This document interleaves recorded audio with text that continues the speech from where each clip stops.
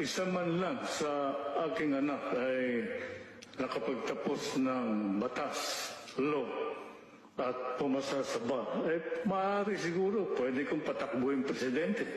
May advantage ka kasi pag ikaw ay nagtapos ng batas, law graduate, abogado, kung wala kang natapos, paano mong bibigyan ng solusyon ng problema ng bansa? Nakakahiya ka.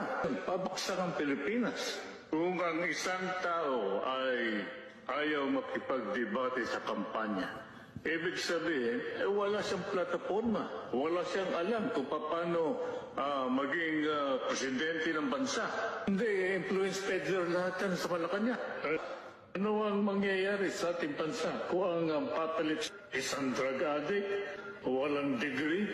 Kailangan ng taong bayan ay isang gobyernong tapat at ang sa ganon ay umangat. Anong silbi ng pagkakaisa kung ang iboboto naman ninyo ay ang mga nagkakaisang magnanakaw? Ay kayong bahala sa buhay ninyo.